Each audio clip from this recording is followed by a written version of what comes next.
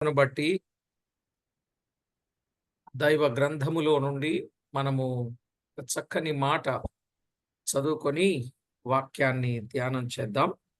தேவனுடைய வசனத்திலிருந்து தேவனுடைய வேதத்தை வசனத்தை படித்து நாம் தியானிக்கலாம். కీర్తనల గ్రంథం 6వ కీర్తన 6వ చరణం.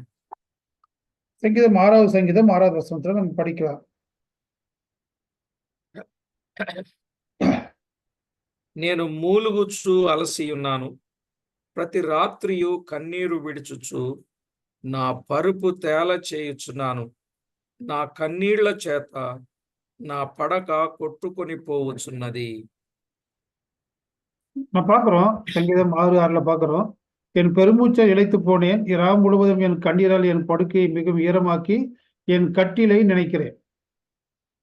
ప్రియులారా, ఈ వచన భాగాన్ని మనము ఆలోచన చేసి ధ్యానం చేద్దాం. దానికి ముందుగా ప్రార్థన చేసుకుందాం. நாம் ஜெபித்து இந்த வேத வசனத்துக்கு இடைப்படி தியானிக்க போறோம். కృపా కనికరములు గల మా దేవ, సర్వాధికారి, సర్వశక్తి సంపన్నుడా, జీవాధిపతి అయిన మా దేవ, మీ గణనామానికి వేలాది వందనాలు, కోటాను కోట్లు స్తుతులు స్తోత్రాలు చెల్లిస్తూ ఉన్నాం. கிருபையும் இரக்கம் உள்ள நல்ல தேவனே, ஆயிரம் ஆயிரம் கோடி கோடிகளுக்கு ஸ்தோத்திரத்துக்கு பாத்திரமா நல்ல தேவனே, கிருபைக்காக இரக்கத்துக்கு நாங்கள் స్తోత్రిக்கிறோம்.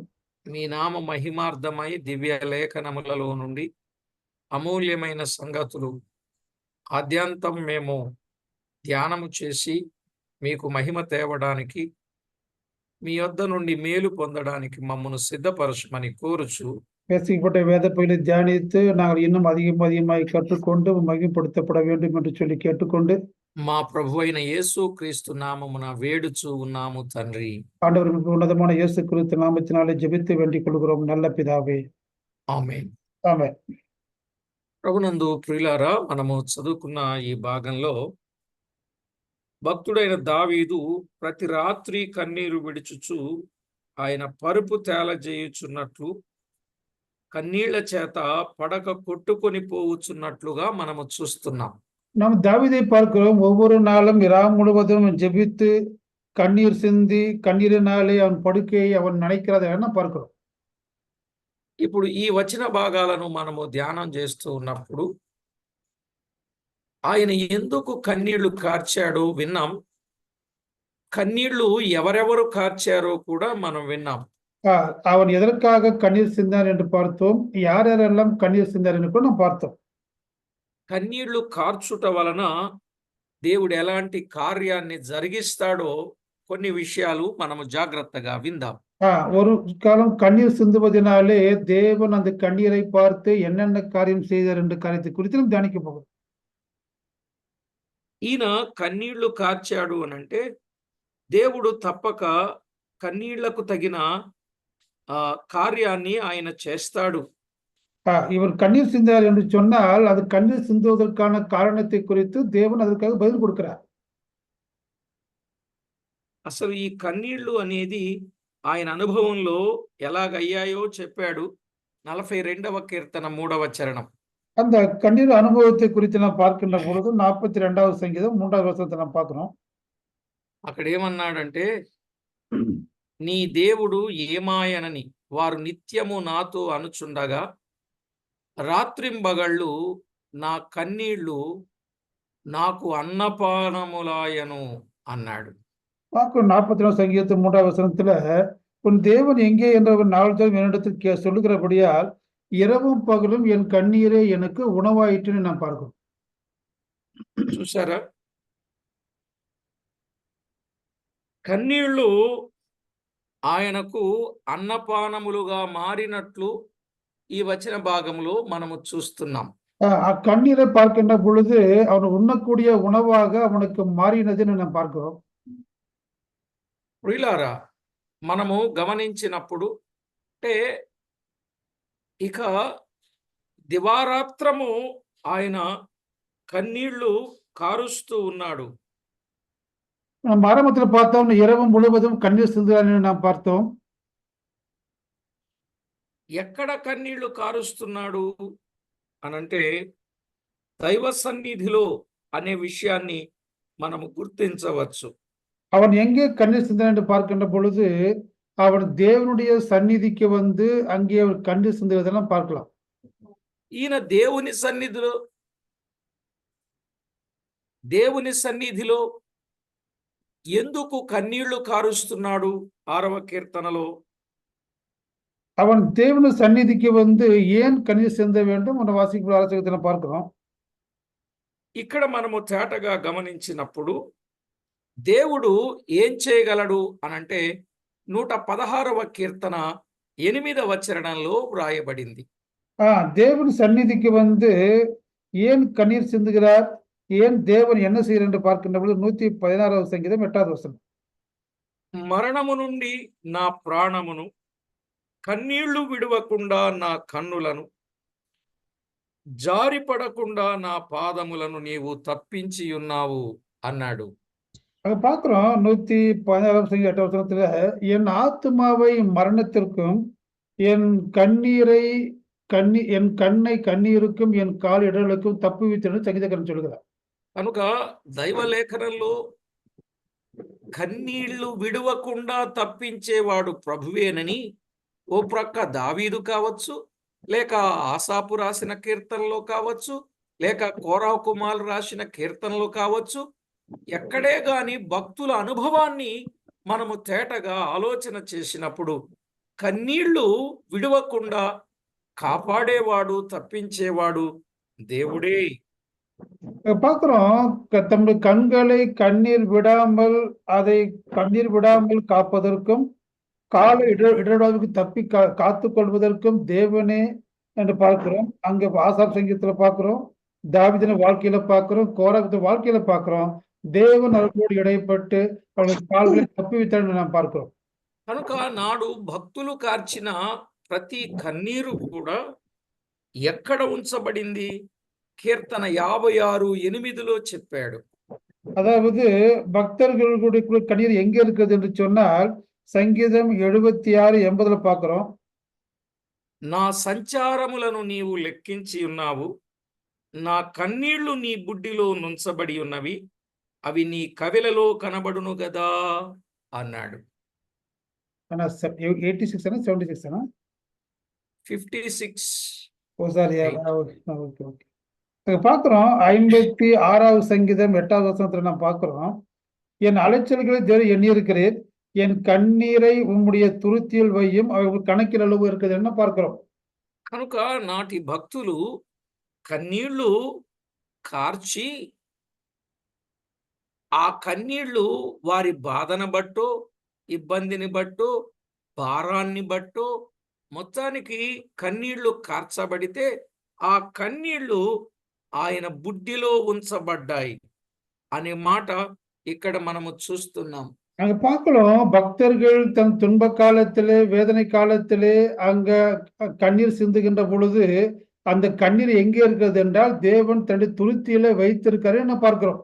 ఎందుకంటే కన్నీళ్లు కారకుండా, విడవకుండా కాపాడేవాడు, తప్పించేవాడు దేవుడు గనుకనే ఆయన సన్నిధికి వచ్చి ఎవరే గాని ఆ మాట చెప్పినట్లు కన్నీటితో దేవుణ్ణి వేడుకున్నట్లుగా చూడగలం.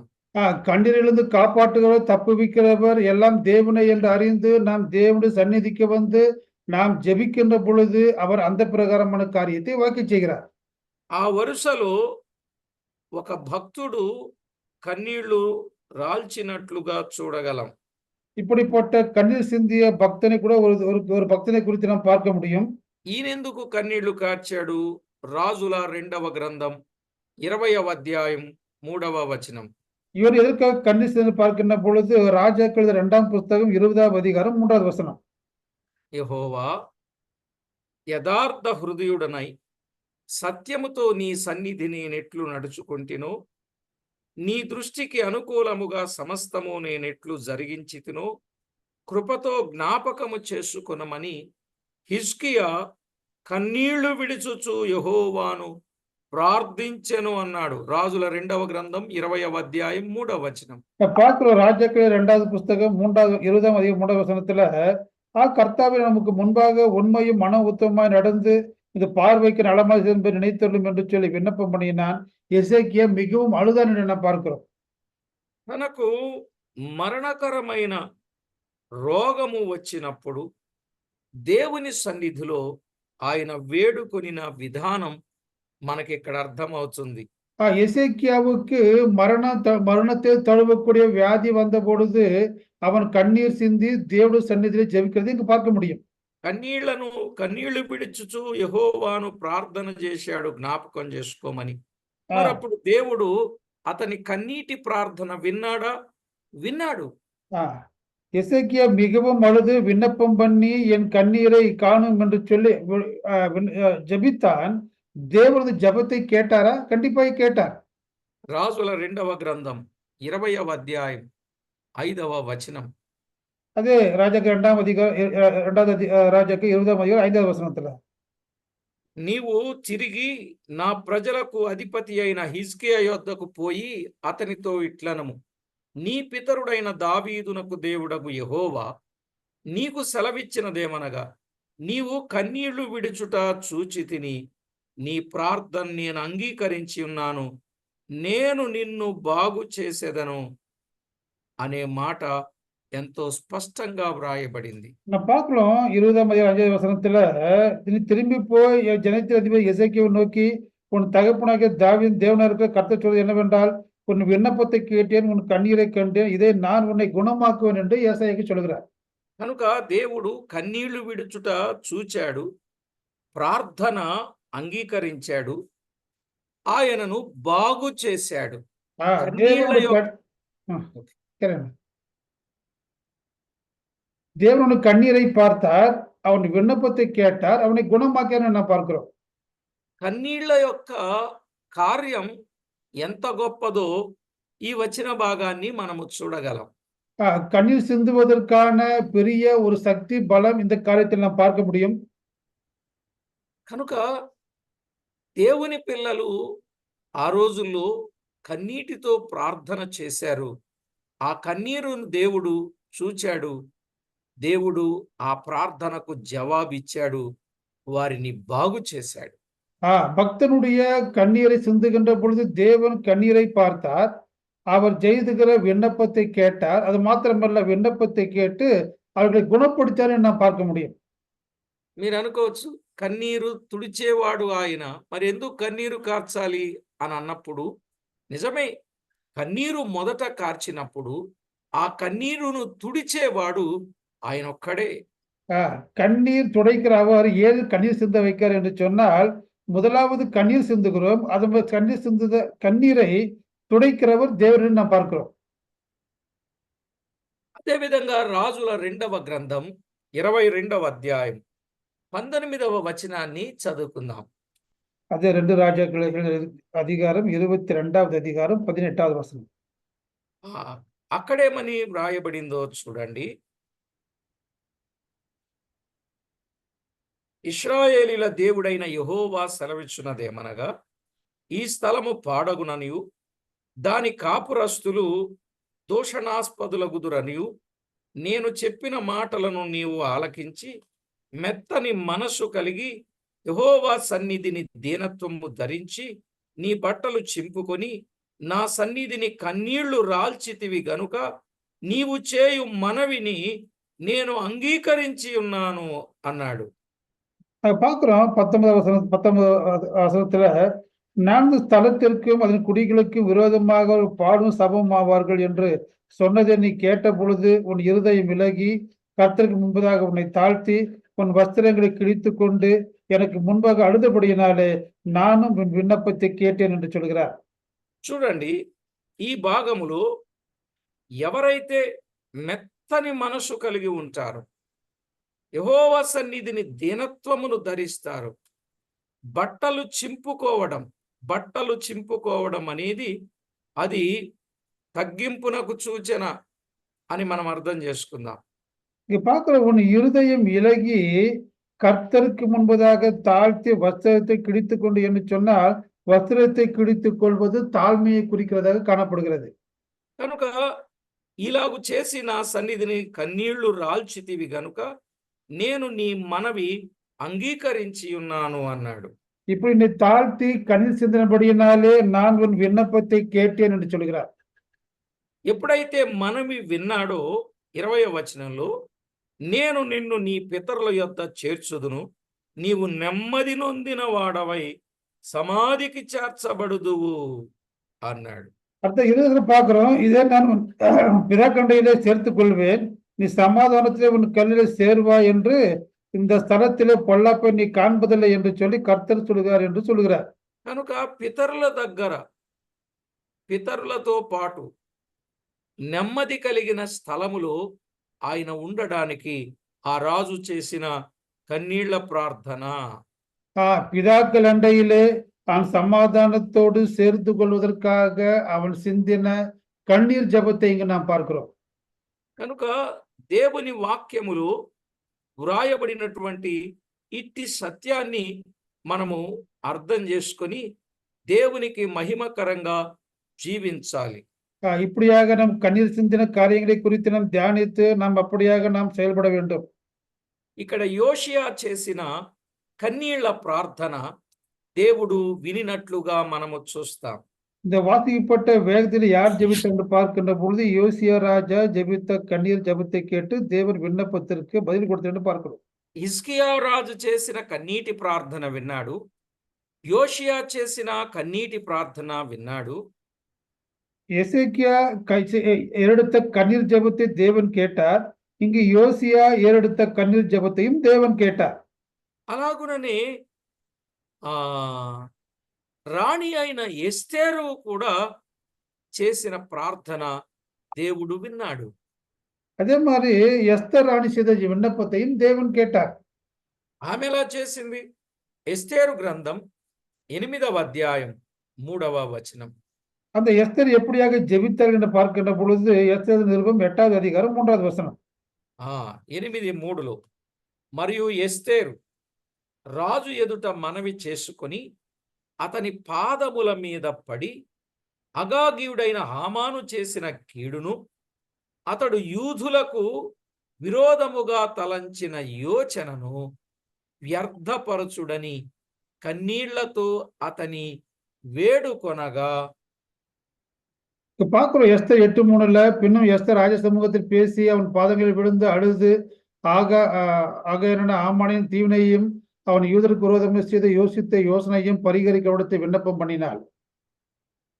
రాణి అయిన ఎస్తేరు రాజు ఎదుట కన్నీళ్లు కార్చింది. ఎందుకంటే యూదా జాతి క్షేమము కొరకై, సంరక్షణ కొరకై ఆమె కన్నీళ్లు కార్చినట్లుగా చూస్తున్నాం.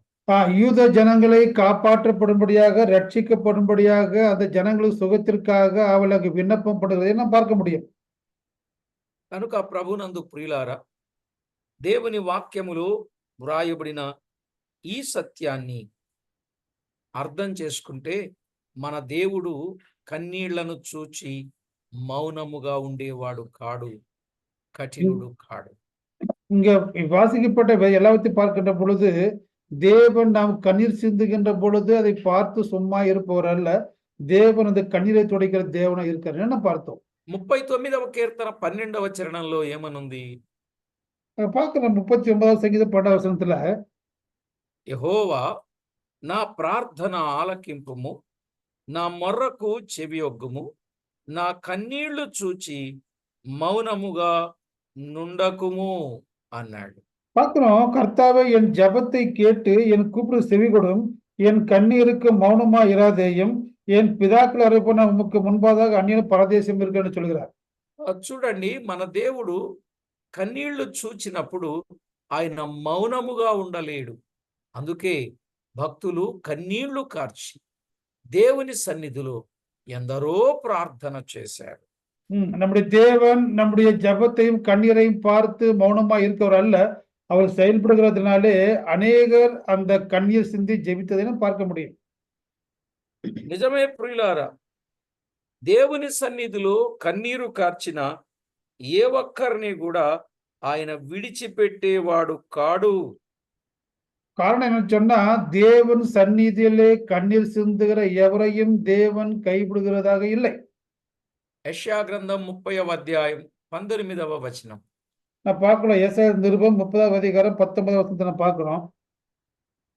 సియోనులో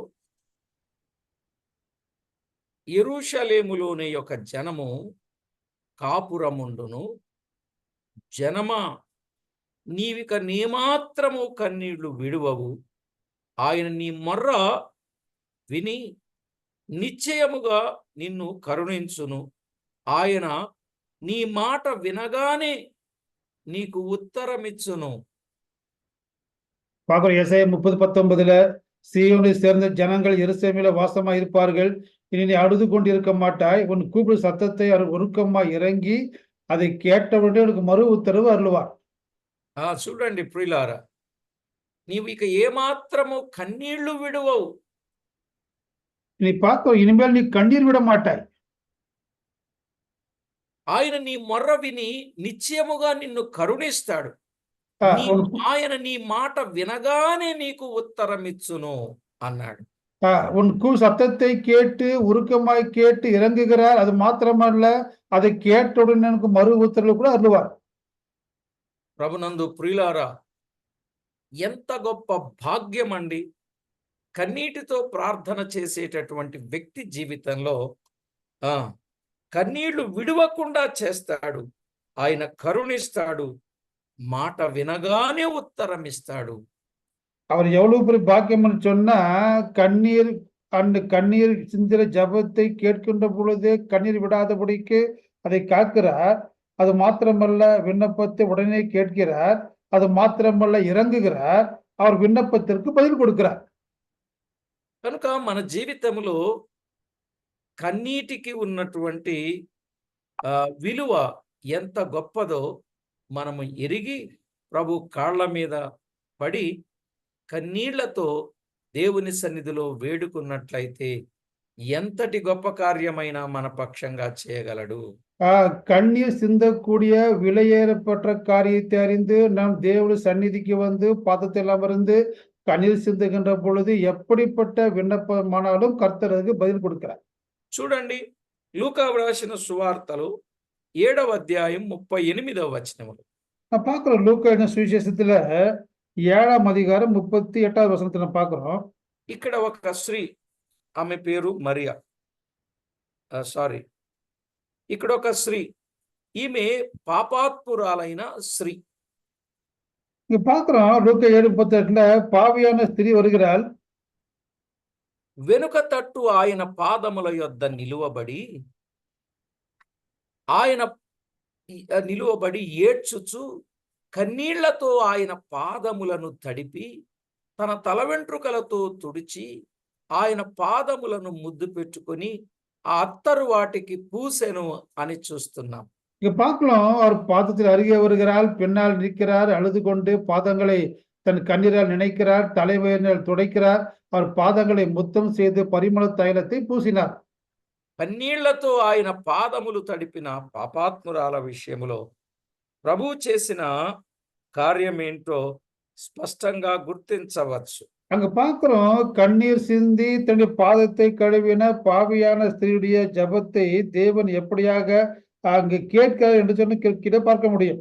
ఆమెలా కన్నీళ్లు కార్చి యేసు ప్రభు పాదాలు అడిగితే అక్కడ కొంతమందిలో కొంత వ్యతిరేకత అనేది కనబడినట్లు లూకా సువార్త 7:44లో చూస్తాం.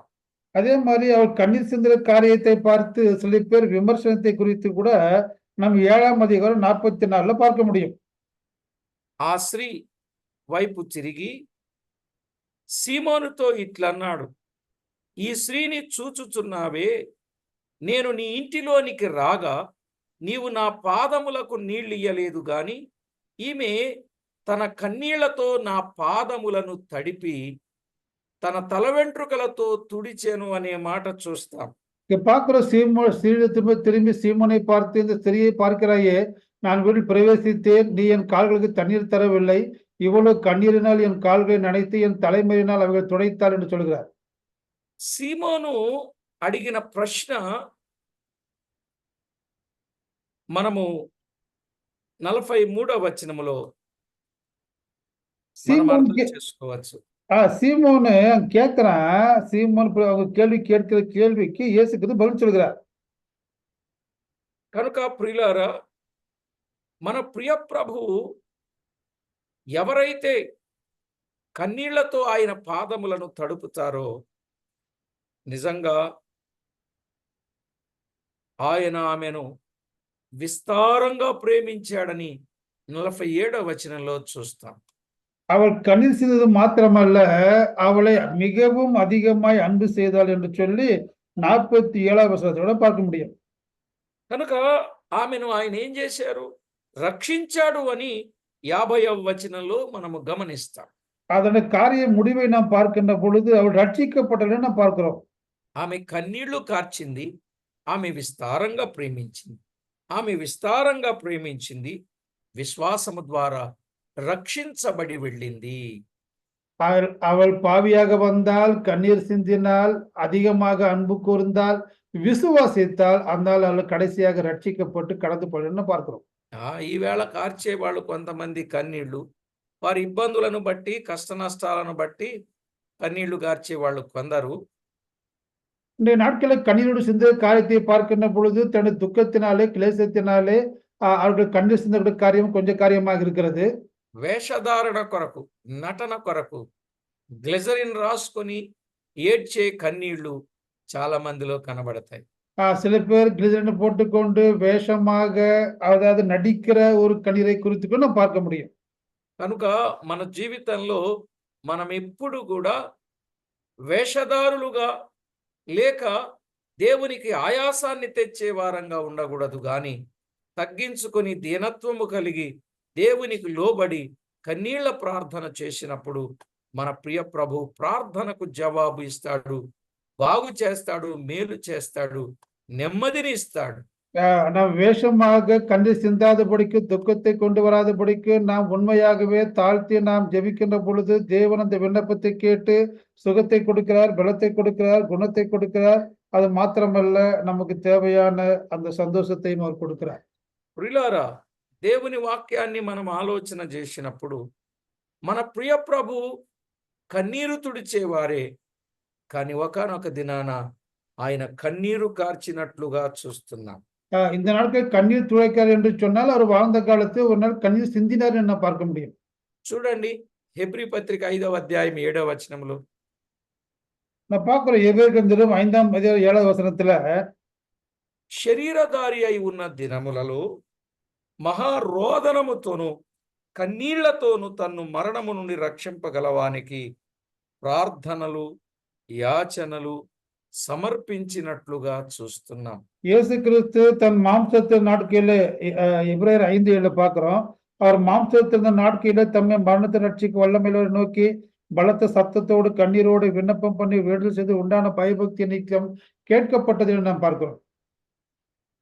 ప్రియులారా, యేసుక్రీస్తు ప్రభు మన కొరకు ఎంత గొప్ప మాదిరి జీవితాన్ని ఆయన చూపించాడో మనము చూస్తున్నాం. இயேசு கிறிஸ்து உலகத்தில் வாழ்ந்து எப்படியாக உண்மையான மாதிரியாக வைத்து போனாரோ இந்த வசனத்திலிருந்து மாதிரியை நாம் பார்க்க முடியும். అసలు యేసుక్రీస్తు కన్నీళ్లు కార్చడం ఏమిటి? இயேசு கிறிஸ்து ஏன் கண்ணீர் சிந்த வேண்டும்? మనందరి కొరకు నమూనాగా, మోడల్గా, మాదిరి చూపుట కొరకే గాని ఆయన కన్నీళ్లు విడవవలసిన అవసరము లేదు. நமக்கு எல்லாவற்றுக்கும் மாதிரியாக வைப்பதற்காக அவர் கண்ணீர் சிந்தினார், இல்லாமல் கண்ணீர் சிந்த வேண்டிய அவசியம் இல்லை. అలాగునని యోహాను సువార్త 11వ అధ్యాయం 35వ వచనంలో యేసు కన్నీళ్లు విడిచెను అనే మాట వ్రాయబడింది. அங்க பார்க்கலாம், யோவான் எழுதிய சுவிசேஷம் 11வது அதிகாரம் 35 வசனத்துல இயேசு கண்ணீர் விட்டார் என்று சொல்லி நாம் பார்க்க முடியும். కనుక ప్రతి ఒక్కరు కూడా కన్నీటిలో ఉన్న నిజమైన ఫలితం, స్వాస్థ్యం ఏమిటో అర్థమైంది గనుక ప్రతి ఒక్కరు కూడా కన్నీరు విడిచి ప్రార్థన చేస్తే అక్కడ కన్నీళ్లు యేసు ప్రభు ఎందుకు విడిచాడు? తాను ప్రేమించిన వ్యక్తి చనిపోయాడు కనుక. ఇప్పుడు మనమెందుకు కన్నీళ్లు విడవాలి? మనము ప్రేమించిన వారు అగ్నికి వెళ్ళిపోతున్నారు, మరణానికి వెళ్ళిపోతున్నారు. వారిని తప్పించుట కొరకే మనము కూడా కన్నీళ్లు కార్చవలసిన అవసరత ఉన్నది. அங்கு இயேசுக்கு கணிசத காரணம் என்ன சொன்னா, தான் சிநேகிக்கிறவன் மரணம் அடைந்ததை கண்ணீர் விட்டார். நாம் கூட நம்முடைய சிநேகிகளுக்காக மரணமடைய போறவர்களுக்கு விடுவிப்பதற்காக நாம் கூட கண்ணீர் சிந்த வேண்டும் என்று பார்க்கிறோம். నిజంగా ప్రభు సన్నిధిలో కన్నీరు కార్చి ప్రార్థించిన అనుభవాలు ఉన్నాయా అండి? தேவன் சந்நிதியில வந்து கண்ணீர் சிந்தி ஜெபித்த அனுபவம் உண்டா? బహుశా ఎవరు చెప్పడం లేదంటే అంత అవసరం కాదన్నట్టున్నారు. கண்ணீர் சிந்தவில்லை என்று சொன்னால் கண்ணீர் சிந்துவதற்கான என்னது காரணம் இல்லாமல் காரணம் இல்லை என்று நாம் பார்க்கிறோம். ప్రియులారా, నిజంగా చూడండి, టెలిఫోన్ పోస్టల్ డిపార్ట్మెంట్లో ఏమంటారు, పోస్ట్ ఉంటుంది, స్పీడ్ పోస్ట్ ఉంటుంది. நம்ம பார்க்கிறோம் டெலிஃபோன் சாரி போஸ்ட் ஆபீஸ்ல நார்மல் போஸ்ட் இருக்கு, ஸ்பீட் போஸ்ட் கூட இருக்குது. ఇప్పుడు ఉత్తరం లేదా మనం పంపించిన పార్సిల్ త్వరగా అందాలంటే ఏముండాలి? நம்ம நம்ம அனுப்பக்கூடிய ஒரு பாடல் சீக்கிரமாய் போக என்ன செய்ய போகிறோம்? Speed post. ஸ்பீட் போஸ்ட் அனுப்புவோம். బహుశా ఇవన్నీ ఎరిగే వాళ్ళు పెట్టుంటారేమో. సామాన్యమైన పోస్టు, స్పీడ్ పోస్టు. కనుక మనం నిజంగా కన్నీళ్లతో ఆయన సన్నిధికి వచ్చి ఆయన సన్నిధిలో వేడుకుంటే సమాధానం మనకు మన ప్రభు ఇచ్చేవాడుగా ఉన్నాడు. எப்பொழுது நாம் தேவ சந்நிதிக்கு வருகிறோமோ, கண்ணீரோடு ஜெபிக்கிறோமோ, தேவன் நமக்கு சமாதானத்தை கொடுக்கிற தேவனாக இருக்கிறார். కన్నీరు అనేది తనకు కలిగిన బాధను బట్టి, 2 దేవుడు తనకిచ్చిన భారాన్ని బట్టి ఈ 2 రకాలుగా కన్నీళ్లు కారుస్తారు. 2 விதமான கண்ணீர் உண்டது. ஒன்று தனக்கு உண்டான துன்பத்தில் சிந்தக்கூடிய கண்ணீர். 2வது பார்க்கின்ற பொழுது பிறரை குறித்த பாரத்தோடு சிந்தக்கூடிய கண்ணீர். కనుక దావీదు 6వ కీర్తనలో చెప్పిన మాట, తనకు కలిగిన బాధను బట్టి, తన ప్రజల భారాన్ని బట్టి ఆయన కన్నీళ్లు కార్చిన అనుభవాలు మనం అర్థం చేసుకోవచ్చు. வாசிக்கப்பட்ட செய்தியில பார்க்கிறோம், முதலாவது தனக்குண்ட பாரத்தினாலே துன்பத்தினாலே கண்ணீர் சிந்தினான். 2வதாக அவன் இருதயத்தினுடைய பாரத்தினாலே கண்ணீர் சிந்தினான். కనుక ఏ క్షణములోనైనా మనము దేవునికి మొర్ర పెడితే, దేవుని సన్నిధిలో కన్నీటితో గోజాడితే, ఆ ప్రార్థనకు ఫలవంతమైన జవాబు ప్రభు శీఘ్రముగా కలుగ చేస్తాడు. நாம் தேவனுடைய சந்நிதியில் வந்து கண்ணீர் சிந்தி எந்த காரணத்துக்காக ஜெபிக்கிறோமோ அந்த காரணத்துக்காக தேவன் பதில் கொடுப்பார், அந்த காரியத்தை வாக்கி செய்கிறார். కనుక ఆ ప్రియ ప్రభు సన్నిధిలో ప్రతి ఒక్కరూ కన్నీటితో ప్రభువును ప్రార్థించేవారుగా, కష్టాలన్నీ చెప్పుకొని అవి తీర్చుకునేవారుగా, విశేషంగా నశించిపోయే జనుల రక్షణ కొరకై మనం ఎంతో ప్రార్థన చేసే వారముగా మనం ఉండాలి. நாம் தேவன் சந்நிதிக்கு வருகின்ற பொழுது நம் கஷ்டங்கள்லாம் அறிக்கையிட்டு, அது மாத்திரமல்ல அக்னியில் அழிந்து போகின்ற ஆத்துமாக்களை கூட பாரத்தோடு ஜெபிக்கின்ற பொழுது கர்த்தர் அந்த விண்ணப்பத்தை கேட்டு பதில் கொடுக்கிற தேவனாய் இருக்கிறார். కనుక ప్రభునందు ప్రియులారా, సంగతిని సరిగా యోచన చేద్దాం. దేవుని సన్నిధిలో మన కొరకు మనము, ఇతరుల కొరకు మనము తప్పనిసరిగా ప్రార్థన చేద్దాం. இந்த கருத்தை என்ன புரிந்து கொண்டா, முதலாவது நமக்காக நாம் ஜெபிக்க வேண்டும், மற்றவர்களுக்காக நாம் பாரத்தோடு ஜெபிக்க வேண்டும். ఏమండి, కొంతమంది కన్నీళ్లు నిరుపయోగంగా ఉంటాయి, వ్యర్థమైపోతా ఉంటాయి. అలాంటి కన్నీళ్లు మనం కార్చకూడదు. சிலருடைய சிந்துகின்ற கண்ணீரை பார்க்கின்ற பொழுது அது வீணா இருக்கிறது, அது பிரயோஜனமற்றதா இருக்குது. அப்படிப்பட்ட கண்ணீரை நாம் சிந்தக்கூடாது. చూడండి, దేవుడు నా కన్నీళ్లను చూసి నాకు జవాబిచ్చాడు అన్నట్టు భక్తుల అనుభవాల్లో చూస్తే, ఇంకొక ఆయన కన్నీళ్లు గార్చినా కూడా లాభం లేకపోయింది. ఎవరైనో మీకు తెలుసు. அதாவது நம்ம கண்ணீர் சிந்தி ஜெபிக்கின்ற பொழுது கர்த்தர் பதில் கொடுத்தார். இன்னொரு மனிதர் கண்ணீர் சிந்தினான், ஜெபித்தான், ஆனால் பதில் கிடைக்கவில்லை. அந்த நபர் யாருன்னு உங்களுக்கு தெரியும். చూడండి 12:17 ఏశావు ఆ తరువాత ఆశీర్వాదము పొందగూరి కన్నీళ్లు విడుచుచు దానికోసరము శ్రద్ధతో వెతికినను మారు మనసు పొందని అవకాశము దొరకక విసర్జింపబడినని మీరు ఎరుగుదురు. பார்க்கிறோம் எபிரேயர் 12:17 பிற்பாடு அவன் ஆசீர்வாதி சோதரிக்க விரும்பியும் ஆகவும் தள்ளப்பட்டது அறிவீர்கள். அவன் கண்ணீர் விட்டு கவலையோடு திகழும் மாறுதலை அவன் காணப்படவர் போனான்னு பார்க்கிறோம்.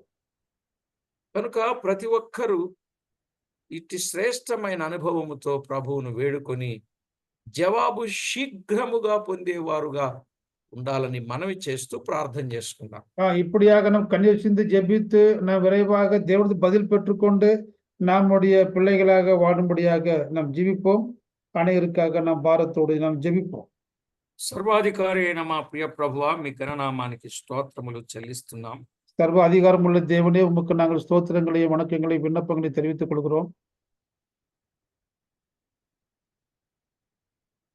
మా ప్రభువా, ప్రతి విషయంలో మీకు రావలసిన మహిమ ఘనత ప్రభావములను మేము ఆరోపించున్నట్లు మా ప్రాణాత్మ దేహములను మీరు సిద్ధపరుస్తున్నందుకు స్తోత్రం. நாங்கள் ஒவ்வொரு காத்து கணத்தையும் மகிமையை கொண்டு வர வேண்டும் என்று சொல்லி நீர் எங்களுடைய ஆவி ஆத்ம சரீரத்தை ஆயத்தப்படுத்துவதற்காக நாங்கள் உம்மை ஸ்தோத்தரிக்கிறோம். కన్నీటి ప్రార్థన యొక్క విలువను మా మధ్య తేటగా తెలియచేసినందుల కొరకై స్తోత్రములు. கண்ணீர் ஜெபத்தை குறித்த காரியத்தை நீர் எங்களோடு தெளிவாக பேசினதற்காக நாங்கள் உம்மை ஸ்தோத்தரிக்கிறோம்.